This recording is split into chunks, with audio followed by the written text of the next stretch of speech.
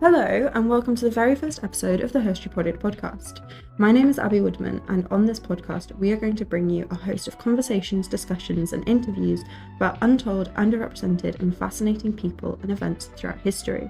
If you want to learn more about the HERstory Project, please check out our website at herstoryproject.com and our social media at HERstoryProj, and let us know what more you want from this podcast. We'd also really appreciate your support. You can donate on our website, or order our calendar, or pre-order the second issue of the print journal, which is due for publication in January 2025. In this first ever episode, I am joined by a fantastic historian and a great friend of mine to talk about champions, the subject of the second issue of our print journal. Jillian is our co-editor-in-chief, and in this episode we are going to be talking about what it means to be a champion. How do we champion people in history, and is it good that we do that? I hope you enjoy this episode. So without further ado, let's get on with it. Slay. I'm going to keep that in. It's the first word. Slay. Hello, my name is Abby. And I'm Jillian. And this is the very first episode of the HERstory Project Podcast. So the podcast is an extension of the HERstory Project. And we're basically just going to talk about women's history, queer history, decolonial history. There's no specific theme. We're just here for vibes, really. We're always just here for vibes, really. This is accurate. But this very first episode, Jillian, is about what? Champions. Yeah. Specifically, championing historical figures. Is it good to idolize people in history? The reason we're doing this question, first of all, is because it ties into our second ever journal issue, of which myself and Jillian are co-editors-in-chief. Very exciting. How do you feel about being the co-editor-in-chief of the HERstory Project Journal? Honored, overwhelmed, overappreciated. You're not overappreciated at all. You're probably underappreciated. No, it's been so fun. Yeah, I love the project, and I can't believe it's been a year and a half since I initially joined it. We should probably explain Yes. the project. Yeah. And what it is, what we do, what we're doing with the podcast, and what we want to do in the future a bit more. Before we go any further, I hope there may be people listening to this who haven't engaged with the project before. Yeah. Who would maybe want to get involved? Question mark? Question mark. Begging hands emoji. We would love to have you. HERstory is here to make historical research accessible on both sides of the coin. So we want to make sure young researchers have opportunities to publish and to work with an editorial team and to hone their skills, because we know how few opportunities there can be sometime when you're sort of first starting out in the research space, let alone looking to research what is still unfortunately often considered niche topics. So we're really here for you to sort of bring your interests and your research to us. But we're also here to make history more accessible to the public. So looking to write articles with critical histories, women's histories, decolonial history, that the average person with sort of very little to none historical education can come to and enjoy. Yeah, that kind of summed it up pretty well. For the kind of specific history of the project, I founded the project in January 2023. And I say founded, I intended to just start a blog. And then it was in June that I was like, okay, does anyone want to join? And I was scrolling LinkedIn at the end of my master's, terrified of leaving the research space and missing history. And there you were. There I was. Well, this is a big thing for me. It's like when you leave that very academic situation. Yeah. Because the reason I wanted to continue start the blog, and it was always going to be called the HERstory Project, mainly because I couldn't think of a better name. And we can talk about why it's called the HERstory Project, but it was always meant to be a project for myself. Yeah. And the main reason really was that I tried to submit articles during my MA. It can be a really brutal process. And it's brutal. And 9 times out of 10, you don't get told why it's been rejected, you don't get any good feedback, and you don't really get any sort of guidance. Even if you get to submit to a journal and you get to that process, depending on the journal and depending on who you're working with, you still sometimes don't get guidance through the process. Yeah. And it also, a lot of the time, costs money to submit. And it's not every single journal or like publication, but a lot of the time you do have to pay. So when I started to develop the project into a program, I guess, like a website, and started working on the journal and all of this, I was very adamant that it wasn't going to be something that was expensive Yeah. or paid for. Yeah.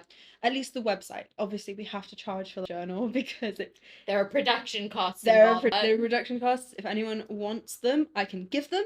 And our website, at least my intention is that it will always function as kind of a slightly more informal, accessible online history journal. It doesn't really have a specific theme.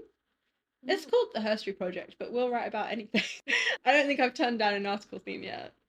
And it was always just meant to be accessible in that way, because something I really struggled with growing up working class was accessing history, like accessing those spaces in which I could develop my knowledge, develop my experience, and things like that. So it comes into submitting art and having to pay a fee for that, but it also comes into the cost of database. I mean, I'll be 100% honest that when I left university and I knew I wanted to continue to research no matter what job I moved into, deciding to continue to work at a university was a big factor there, because I knew I'd have access to their library.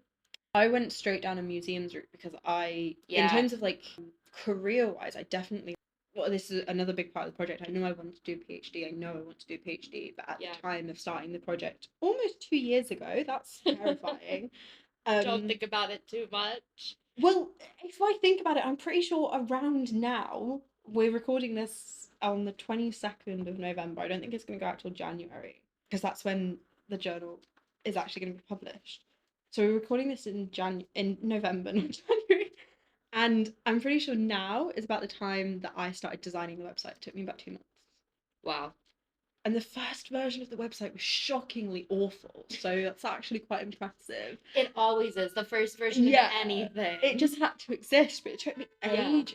But by the time that I feel like I joined the site, you had such a clear identity for the project already. And it's one of the reasons that as weird as it sounds, so quick to join. It felt like you knew what you were doing with the project. You knew where you wanted to take it. You had such a clear vision for it.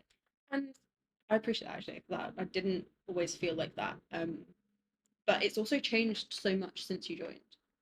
Yeah. Because when you joined, when we kind of started bringing in other people, it was very much like there was me, and I was like, what the fuck am I doing? So how am I meant to do this? Like, what do I do? We didn't have enough people to form like a proper editorial team. Yeah. At that point. And that is something that I've been really grateful. I've been able to really sort out over the summer, and we now have a really well-structured website editorial team. My point here is, I think more than anything, that we have somehow, and I say somehow because I don't really know how we've done it, but somehow managed to build like a really incredible team across each part. So we have like a really amazing group of contributing writers who contribute regularly. I will say at this point that our website is open to submissions from anyone, and it's a great way to develop your pieces further. So they're amazing. Contributing writers, and me, and you, which is actually meant to come last year. I haven't done it yet. And by the time you're all hearing this podcast, it'll be out into the world. Yeah, what's it called? Understanding Queer. There we go. Queer as effectively like the terminology of the word queer. Yeah. And the history of that. It was very interesting. I enjoyed it. Side note, which you can leave in this podcast episode. I think I'm going to come out to a lot of my family with that piece. Hi, it's Abby here. I just wanted to pop in and remind you that over on our website, HERstoryProject.com, you can order your copy of the second issue of our print journal, all about champions. We also have a few print calendars left, and we'd really love to shift these, as these help us keep our project up and running for free. Anyway, let's carry on and start actually talking about champions. I have a dual specialism, I'm going to say. So my undergraduate degree was in history and international relations. My sort of specialism was always early modern women, which is incredibly broad. What do you define as early modern? Like, if you had to give a date. It's loose, and I always say 14, 15. to 1750. But I give the broad disclaimer that like that is dependent on what region and it's like what spatiality you're talking about. Because I don't broadly be applied to every context. I largely looked at cultural figures, cultural production, and also women in politics. So those were sort of my two interests. But within women in politics, I was also specifically interested in their impact. And that within the realm of IR, which ended understudies when I went to get my master's, really interested in identity. And I particularly like to look at identity through a play. And my sort of particular interest is looking at cultural output and how output can help shape identity, both in a, I think most excitedly, looking at the ways that artists can challenge identity. So my undergrad dissertation was on alternative music, and my postgrad dissertation was on stand-up comedy. Whereas no one can see it. No one can see the motions I'm making. Yeah. Do I hear what my specialism is? Always. So, I'm just incredibly British. Yeah. And I need to preface this by saying I'm incredibly British. My interest in history fully just began with who we're going to talk about a bit more later. But it began with Anne Boleyn. The Six Wives. Found her story really fascinating. I remember visiting the Tower of London when I was like, I think I was nuts. And I we came out of Beauchamp Tower, which is like the kind of prison tower where loads of people, Anne wasn't kept there, but loads of people were. There's loads of graffiti on the walls. And at this point I was like, yeah, I love history.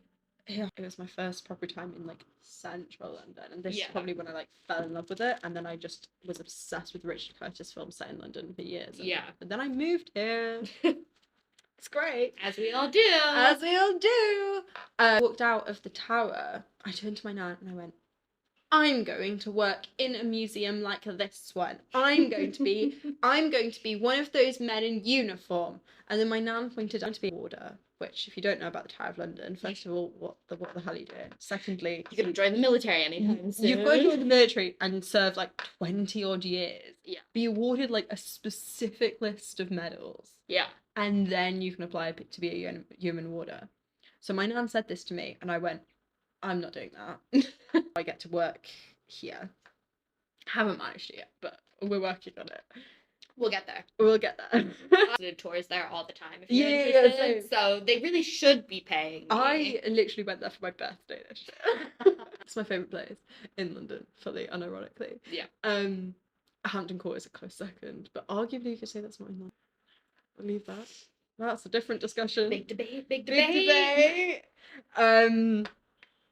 So I came out the tower and I was like, I'm going with people. So I couldn't do that. So be a historian. Discovered what a historian was. Craziness when you're 9 years old and discovered that. And then I basically spent the next 10 years of my life working towards doing history. Originally it was going to be Spanish, but I didn't get into straight history. In hindsight, I probably should have taken a gap year and reapplied for a few unis, but it is what it is. I ended up at Southampton. I met my best friend. I also met some really cool lecturers and professors who shaped my interests. So I studied under George Bernard, who is like a leading Tudor historian. Maria Haywood, who is now the head of history at Southampton. And she has a cat named Stuart after the Stuarts. Or Stored, as I call it. Yeah, you're wrong. You're an American. And also Julie Gammon, who is a more kind of like 18th century historian. She also did teach on the module on witchcraft, which I showed up to with vampire bites on my neck because it's the day after Halloween, and she said it was really like on brand. I was really excited. It's great. So I had like a really amazing group of lecturers there, so I really honed in on my specialism, which I haven't actually said yet, but is broadly speaking early modern women's networks. Yeah, which is a weird way to define it. I mean, a lot of people don't necessarily know what I mean, but what I mean by that is I look at how women interact with each other and how they live in their social spaces. Yeah. So I do look a lot at kind of the upper classes of society, so queens, princesses, duchesses, noble women, because those are the people we often have records about. And within that, I ended up really focusing on art history and how women are presented and kind of immortalized in art, and how that becomes a way of influence and a way of legacy. And then my postgrad dissertation looked specifically at that art and women in art. I looked at Artemisia Gentileschi and how she is remembered and how her art is kind of indicative of women's experiences, but also women's treatment by history. So that's kind of my kind of specialism, I guess. I look a lot at women's pain, but also sex.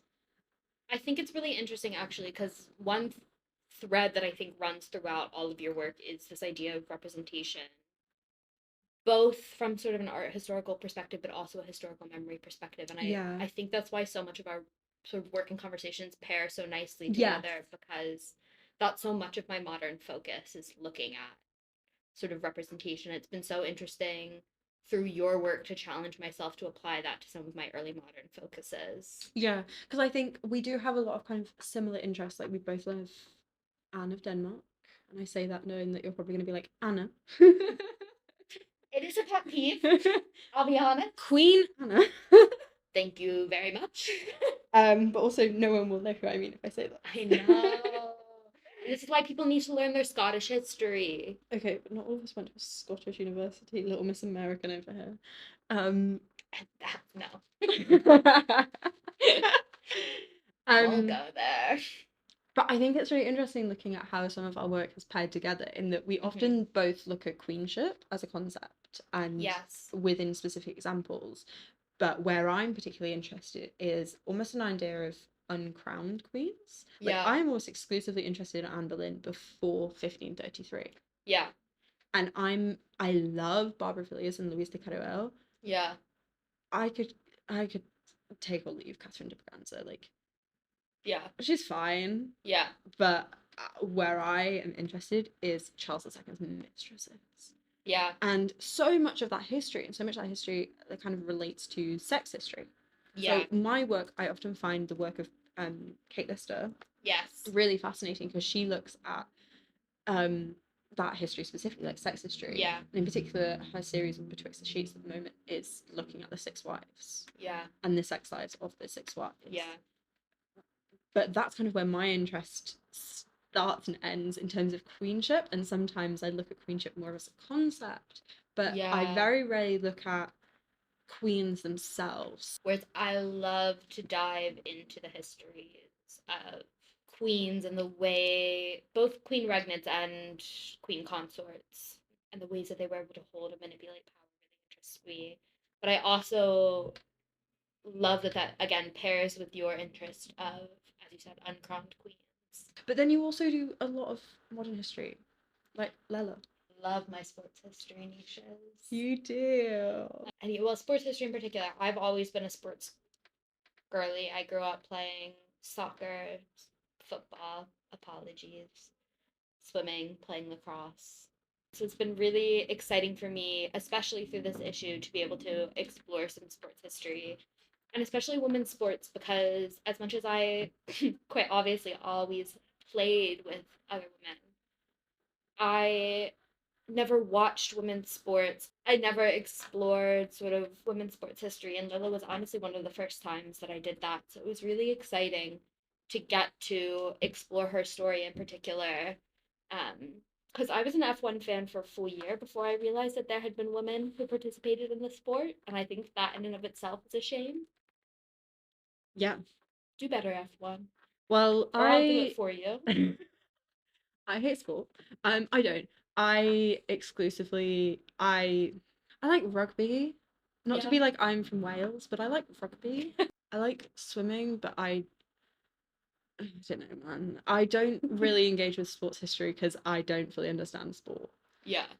So Well, I am also interested from a modern perspective as well in sports fandoms and sports communities. That is fascinating. And men and sports? No, I am interested particularly in women's sports communities. And You mean you love all the lesbians and women's football? separate. I love, like, I feel like it's easiest to talk about this through an example. F1 has a huge female following. If you go on F1 Tumblr, F1 Reddit, F1 Instagram, every driver is gay in these women's imaginations. And I am fascinated by that. And what it is about sports that allow emotional intimacy among men, that allow us to ship them as queer, because we don't see that emotional intimacy among straight men in any other circumstances a lot of times, except for things like sports where that's allowed. How do you define a champion? I don't like that you asked me that question I know first. You don't. Because I'm meant to be leading this podcast, and also I don't have an answer. I like the turntables. I can't remember what I said in our discussion that it's literally going to be published in the same month that this goes out. But I think I basically said that when I think of a champion, I think of someone who basically can do no wrong. Yeah. Who is effectively like a King Arthur, like Robin Hood, Knight of the Round Table, Robin Hood, sort of Harry Potter-esque character. They're almost in a way like the chosen one, the golden child, like. Yeah. They champion other people, but they usually come from a point of privilege. Yeah. And they always win. Like, they never lose. And I say that with the knowledge and the context that every single one of the people that I just named as examples lost at some point in their stories. But like, that's kind of my concept of it. And I know that within history, and when I when I decided on this theme, for issue 2, it was very much like it's 2024, the Olympics this year. I love the Olympics, champions, sport, that goes together. Yeah. And that's what I thought of, but then as it developed, it really changed. But that's how I kind of picture a champion, someone who's maybe like usually come from a point of privilege, has then overcome a difficulty, and then just wins and wins and wins. Yeah. Which I think is interesting. This is something that, I mean, read our piece, you can learn more about. But I define champion slightly differently. There's that aspect of winning that I think is sort of almost inevitably tied to a champion. But particularly for me, there's something about winning against the odds. And I don't necessarily think a champion has to be a good person, because it takes a certain personality to be a winner. Mm-hmm. And I don't think that personality type is something that always lends itself to being a good or a morally upright person. Did I say that they have to be a good person? I don't know, maybe I just associate that with like the Arthurian like righteousness. Yeah. But then I know the history, like I love Arthurian history. I'm not a good person, so I wouldn't have thought But I think there's when I listen to this back, I think there's an idea that they must be a good morally good person. Yeah, and I don't quite associate that with a champion. I think that there is a perhaps popular association between champions and good people.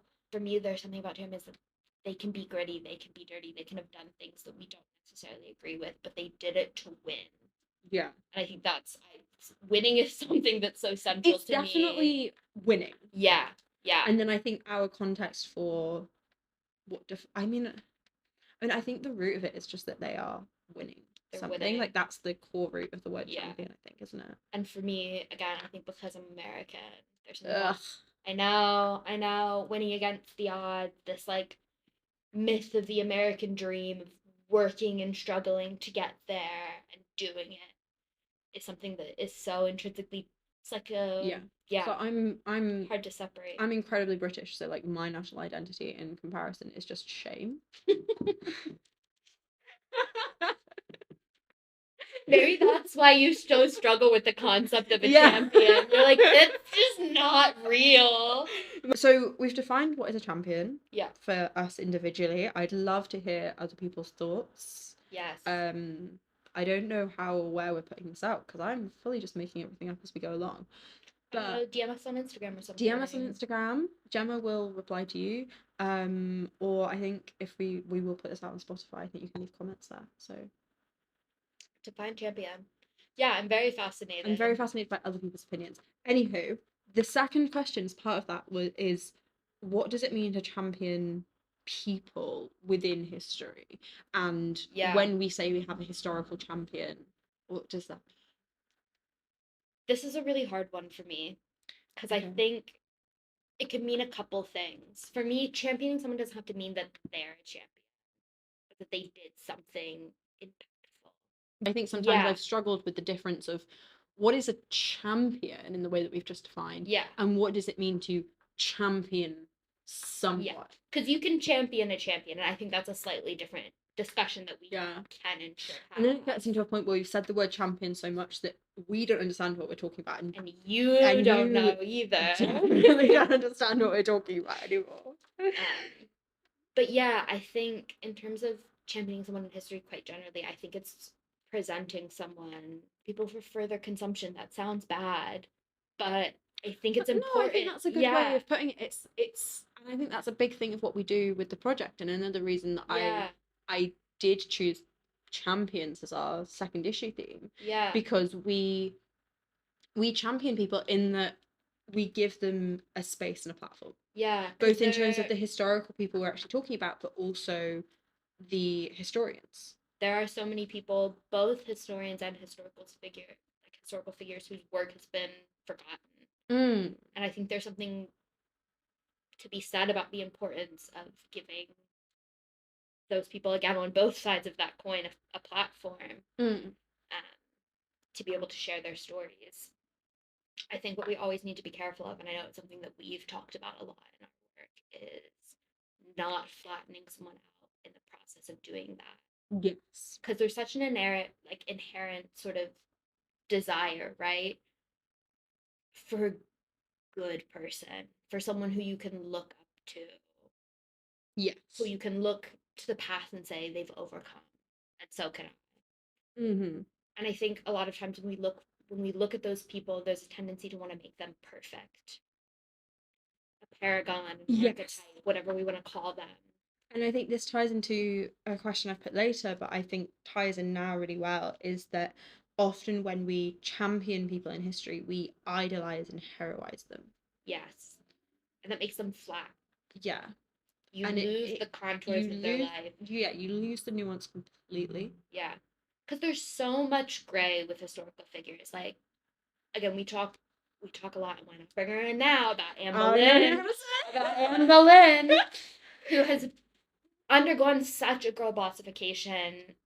And there's a part of me who guiltily will admit that they love it, because I do love the girl bossification of Anne Boleyn, but I also because she brought me to history.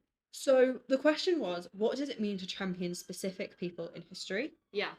It's complicated, is the answer, as with everything else. And I think our broad answer is championing history is kind of what we do at the HERstory Project. Yeah. You know? And we try to do it with as much nuance as possible. I want to ask, who is your historical champion? I hate you, and you know this is my least favorite question, because trying to pick one person is so difficult. And I love many people. We can talk through the options before we don't have to decide one right now. We can, but like before the end of this podcast, I feel like we have quite a straight answer. I feel like we have quite a communal list. Okay, should we go through the list? Because I think the first person both of us name, and I don't want us to go into too much detail because we will talk about her a bit more in a little bit, is Anne Boleyn. Yeah. Not because I think she didn't win. She had her head chopped off. But she is such a clear example of a person who is championed. So when I think of historical champions, she is who I think of. But there's a lot of other options. So and there are other 6 wives on my list. Yes. I mean, Catherine Parr. Catherine Parr is an easy answer, but another Catherine. I love Catherine of Aragon. I have such a soft spot for her. What do you think about her portrayal in Wolfhall? I think that she is portrayed perfectly through Thomas Cromwell's eyes. That is such a good way to put it. But do I think that that is an accurate portrayal of her character? No, but I don't think that's what Hilary Mantel was aiming for. Hilary Mantel was telling us, writing through the eyes of Thomas Cromwell. and through Thomas Cromwell, I do think that's how Same with Aragon came Same off. with Jane. And I do think you get a sense, even through Cromwell's clear distaste for Catherine. See, that's interesting. Of- I mean, I haven't read the book. There's a stubborn So- sort of acceptance of her Is it the religious aspect? strongness, but yeah, there's something about, and I think she fundamentally she is in his way, Yeah.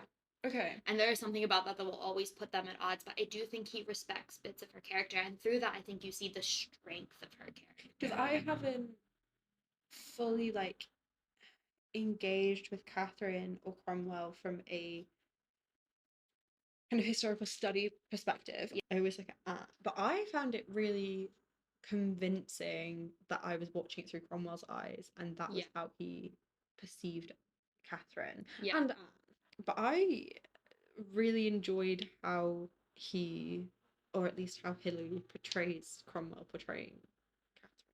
You get so much more of her complexity, and I think what's a shame about Catherine, and a shame in some ways about Anne as well, is they get lost in each other. Yes. So you hear so much about the end of Catherine's reign, so to say. the woman was her- the woman was queen for what, 20 years? 20 years. And let's not forget, I mean, I think one of Catherine's most interesting periods is the time between Arthur's death and her marriage to Henry. She was effectively ambassadress for. She's stuck in England. She has no place. Her father has no interest in taking her back. Her mother is dying and then dies. But Isabella raised her to be A queen. a queen, and that is what she is, even without name.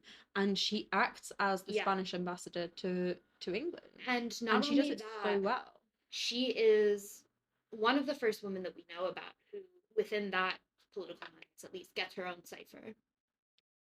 Her own Yes, cipher, yeah. her own code. But That's she's- a big deal yeah. in diplomatic terms. Yeah, Because that shows that she's not only an ambassador in name, but she has information sensitive enough for her to have her own cipher created for yeah. her. And I find it really disappointing in many ways that she is boiled down to her apparent inability to have male children. She had male children, but they died Yeah. when they were babies. That technically is not her fault. Yeah. Like, that is not her genetic fault. Yeah. Not to mention, we know now genetically that the sex of a baby is determined by the male chromosome. Not to bring it back to my two favourite women, but Catherine Howard and Catherine Parr. Catherine Parr, But would you consider? I know you love Catherine Howard, and I love don't consider Catherine her a a champion, Yeah, but I like to champion her. and I think that's fair. Because I think fundamentally, even if she did, like, well, she did commit adultery. She was 17. She was a child She was a child. who was sexually abused Her entire her life. yeah, And she was 17. She was a baby. yeah. She fell in love with a boy who was like only a couple of years older than her. Yeah.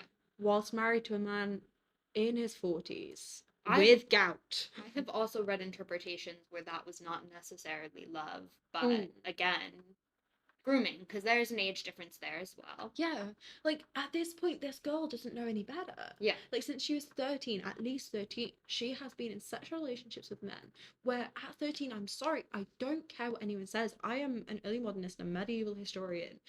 I'm aware of the age of consent and the age of marriage for girls was 12 for hundreds of years. That does But not mean that also- 12-year-old is not a child. And also, let's be honest about that. That tradition and practice primarily existed in most contexts only about like amongst the nobility Yes. for economic reasons. Amongst Yes. most working class individuals, they weren't married until they were financially stable enough to, because that's when it made Yes, sense. And even if they were married, with one notable exception being Margaret Beaufort, even if they were married at that age of 12, 13, they would not share a house or share a marriage bed Mhm. with their partner. I think it was, oh my God, Edward the First. So I want to say Eleanor of Castile. I think you're correct. They were married when they were 14 and 15. Yeah. And they were physically separated for 2 years until Yeah. they were like 16, 17, 18. Yeah. Because they were so in love with each other. And this is like this is where we have Eleanor of Castile and Edward the First is why we have Charing Cross. Like Yeah. the root of the Eleanor crosses is Yeah. hugely Because important. he was so because he was heartbroken when she so died. fucking heartbroken when she died. So they loved each other. I think they're probably the only true example of love in medieval nobility, in my opinion. Like Edward the Fourth and Elizabeth Woodville. yes, Early years. maybe You could I argue. wouldn't argue that because I think he was just a horny 18-year-old. He could have been really horny.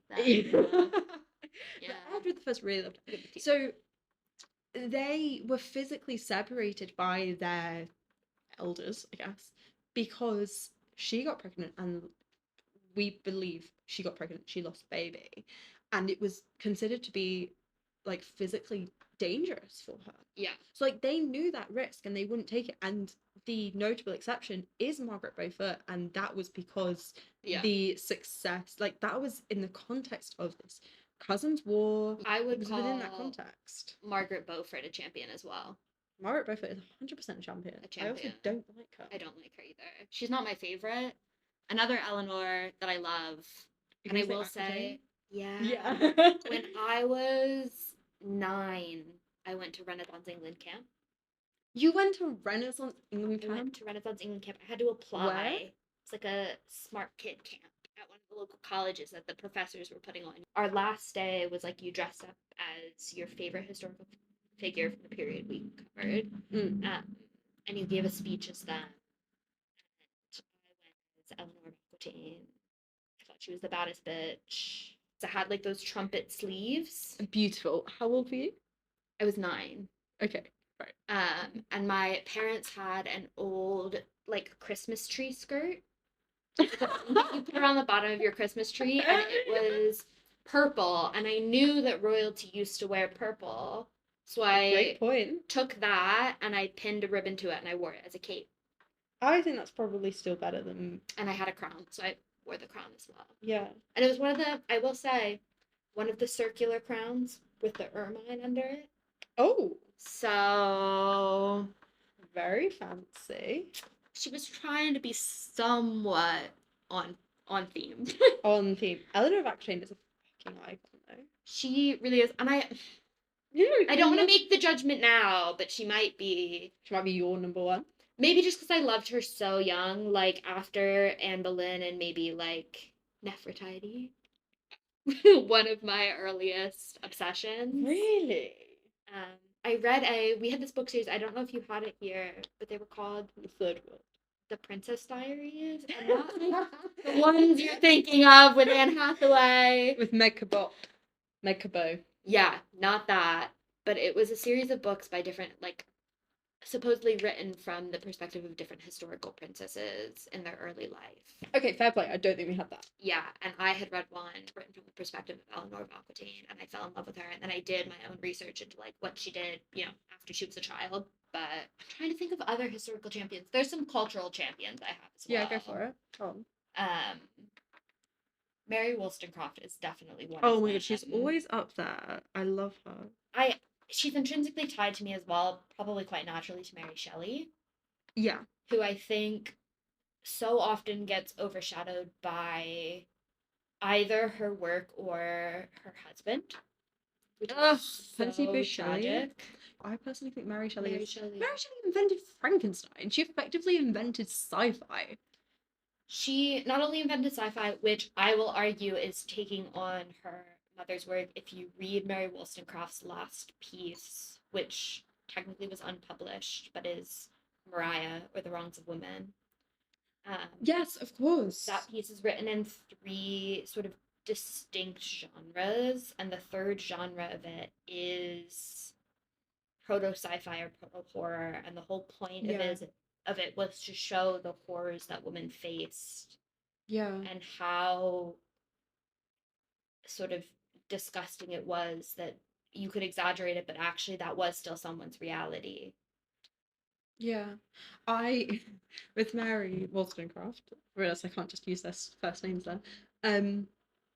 I always think of her in the context of her as a effective travel writer when she was with I think it was Colonel Imran, her first love, In and France. had her daughter Fanny, because the exhibition that I worked on at Chawton House was on female travel writers, and she was one of the later ones in the long 18th century. So I've read all of her travel diaries. Yeah. So I don't even fully associate her with like the vindication of the rights of women. Yeah. Because I'm just like, oh, Mary Wollstonecraft. She was like traveling through fucking glaciers to find treasure. The woman was insane. Also, just the fact that she decided to go to France in the middle of the French Revolution to be there for it, and then I'm not kidding, quite literally watch some of her closest friends at the time get executed.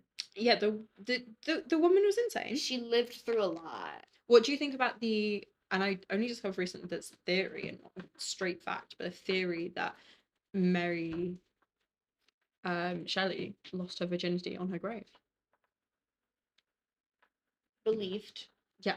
Okay, cool. Believed within the context of Mary Shelley's life. Believed. 100%. But I also think that would be some shit that Percy B. Shelley would push. Yes. And I don't think that's necessarily because, but also, again, Percy died before Mary, so I'm like, but you know the whole story that's associated with Mary of like she kept her husband's heart in sand for the rest of his life, like embalmed. It was a gift. It was her treasured possession. And I mean that as in it had turned to iron because of the amount of freaking opium. It wasn't a man who was obsessed with both of them. Gifted that to her after they had his funeral. She was horrified. She said, what the fuck am I meant to do with this? But didn't think she could get rid of it because it was her husband's heart, and so just sort of kept it for the rest of her life, and this myth grew up around it that she loved him so much that she kept his heart. That's not it. That's not what some creepy stalker gifted it to her. And she was like, well, I guess I can't get rid of it now. Oh, Mary. I'm thinking of two other cultural champions. Yeah. Both authors. Firstly, Margaret Cavendish. But also Jane Austen. Yes, and I will add Christine de Pizan. Christine de Pizan. All writers. We'll talk about them in chronological order. Yeah. Christine de Pizan first. Christine de Pizan I find particularly fascinating, not just because of her work and the fact that, again, I know I have issues with the phrase proto-feminist. So do I. There are only a couple of people I will allow as if I have much say. Yeah. But for example, if I was editing an article, reviewing an article for the project, if they referred to a lot of people as proto-feminist, I would be like, not say, no, you can't do that, you're not being published. But think about the term. Think about the terminology there. Can we rephrase it another way? Yeah. Christine de Pizan, Margaret Cavendish. Yeah. They are the Mary Wollstonecraft. Mary Wollstonecraft, probably the three exclusions to that rule. Yeah. I think the work she did to champion women. Yeah. And women's right to an education and women's intellectual ability is quite impressive. It was near impossible to make a living from writing alone in that period. Because what? As a man. You're talking the end of the 100 Years' War. Yeah. So end of what? And in 12th? 13th? 13th century. End of the 13th century. So an incredibly turbulent time. So not only was she able to play French politics in order to secure continual patronage, which is an incredibly difficult task, but she did it so successfully that she was able to make a living off of it, not just for herself, but to support her family after becoming a widow. Yeah. Which we know that there are many, many widows who lived unmarried after their death, but there is a much smaller number who had children because it was so hard to financially support them as a single woman. And the fact that she managed to do that through her cultural output, particularly her writing, I think is impressive when most men couldn't say the same in the same period. I think that she is a really fascinating figure, and it's a shame that she's still usually like a sentence in a lecture on early Renaissance literature. Yes. Or proto-Renaissance literature, and there's so much more to the influence she had, the place that she held within the French court. She was commissioned for the king's official biography as a woman. That in and of itself is quite an incredible statement for the period. And most people only know about her proto-feminist work, but there was so much more that she did. Just the range of genres that she wrote, and I think is incredible. I mean, I think you could say a similar thing with Margaret of Cavendish. Margaret Cavendish, Duchess of Newcastle. Yeah. Well, she was fascinating in so many ways, and she really ties into kind of my specialism. She really crosses over with that because she was really caught up during the English Civil War. She was a royalist. She, much like a lot of kind of royalist sympathizers, and she was kind of effectively like proto-nobility. Yeah. She kind of found herself destitute. Really could have found an easier route for herself during that 11 years interregnum, but decided to really throw her lot in with this man who I think was 11 years older than her. Yeah. And she loved him. And to be fair, like, I don't usually support a heterosexual relationship as is, but like Theirs seemed fairly healthy. That seemed really question mark. That seemed really good. I would take a man who financially supported my work. I'd rate that. But Margaret, irrespective to her marriage and blah blah blah, and her support of Charles II in exile and the English royal family in exile, she was a proto-feminist, and I do hate using that word, but like there are so many examples. She was effectively an activist. Her but utopian piece. Specifically think about Utopia. Hi, it's Abby here. I just wanted to pop in and say that we actually forgot to mention the name of this novel. So it is called The Discovery of a New World, called The Blazing World. It is a early proto science fiction novel which has 3 parts and focuses on a world that you reach through the North Pole. It's a really interesting take on the world that Margaret Cavendish lived in. It considers war, European politics, and kind of the position of women in the society that she understood through a utopian lens in a lot of ways. It is considered the forerunner to science fiction, so really the forerunner to Mary Shelley's work. It's a really interesting read. I'd recommend checking it out. It, for me, is... So I'm fascinated. One of my niches within queer theory is queer utopianism. And when I read that piece, and then I read particularly Munoz's work on utopianism, there's so much synergy there, and it's incredible because they're writing from such different positionalities, hundreds of years apart, and yet she was doing the work that he's talking about in that piece. I haven't read it in ages, but it's one of my favorite pieces of writing that I've ever read. I do think Margaret was kind of insane, crazy. But like, I think, to be honest, if you'd lived through the English Civil War as well. I mean, again, back to Margaret Cavendish. Casually a mad scientist. Oh my god, yes. I find really fascinating the range of work that she produced.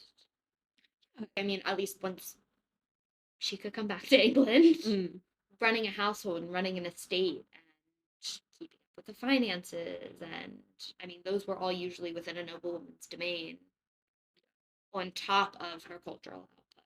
It's quite impressive. Yeah. So, as well as Margaret Cavendish, if you move away from cultural champions, I'm thinking of one of my favourites, Isabella of France. A classic. Because I feel like she's a champion in a really classical way. Direct sense. Yeah, so she was married to Edward II, who, on a side note, absolute queer icon.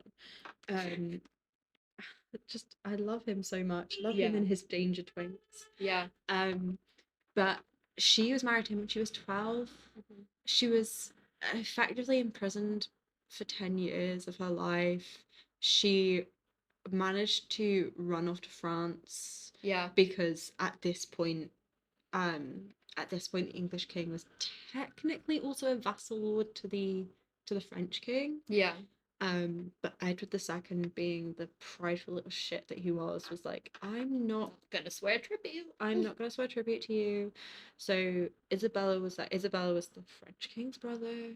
Was like, what if I go over with Edward, Mhm.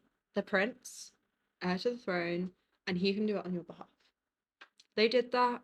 All is good. She then refuses to let Edward go back, builds up an army in France, partners up with Roger Mortimer, who hated Edward II and had already rebelled against him multiple times and had been exiled, brings an army to England, overthrows Edward II, arrests him, probably murders him. Yeah. And then her and Roger Mortimer rule in behalf of Edward III, her son, for several years. And then, Edward III gains majority and outs his mother and Roger Mortimer and executes Roger Mortimer, and his mother is effectively imprisoned again for the rest of her life. But ignoring that last bit. A champion. And also hilarious. And Annie Garthwaite, who wrote my favourite book, Cecily and the King's Mother. Her next book, Cecily. She told me personally at a book signing in which she was talking to multiple other people, that her next book is about Isabella of France. That is very exciting. And I'm really excited because Cecily was a great book. King's Mother also, great book, and really personifies those women really well. So I'm really excited to see how she does Isabella. I think on a very similar line for me is Empress Matilda. Oh, so good. We know we've got an article coming out about her soon. I'm very excited. So there's a tradition in my family on my dad's side. It only goes back 3 generations, but I'm obsessed with it anyway. Can't even name 3 generations of my family, so go for it. All of the men are named after English kings. Because lots of the men on my dad's side either studied English history or English literature. I would like to co-opt the tradition and name my daughters after English queens. Well, you've only got 3 options there. 4 if you... They don't have to be queen regnants. Okay. But one of my names is Matilda. I do love that. I will call her Tilly. Or Maddie. There's lots of options. Matty, I enjoy. Yeah. Yeah. But I like Tilly as well. Side note, but we still haven't picked a favorite. We still haven't. Gunpoint, what's your favorite? Isabella. She's not within my specialism. Yeah. But I just love her. I think on really similar lines, I'm going to have to stick with Eleanor of Aquitaine. Interesting. Okay, we are going to call the very first episode of the HERstory Project podcast here and split this into 2 episodes. This was meant to be a single part opener to the HERstory Project podcast to welcome all you lovely people to the podcast and to the project if you haven't experienced us before. Alas, myself and Jillian yapped too much and we still have over an hour that I need to edit. So we're going to call it here. Let us know in the comments of whatever platform you're listening to this on in our social media. Who is your favourite historical champion? Who do you like to champion and support in history? And is there anyone that you think deserves a little bit more attention? We'd also love to hear your suggestions for episodes. If there is anyone you want us to interview or anyone you want us to talk about, please let us know and we will see what we can do. I've been Abby Woodman, and this has been the HERstory Project podcast. If you don't already, please drop us a follow, give us a review, and follow us on our social media as well. We really appreciate the support, and I hope to see you next time. Thank you so much.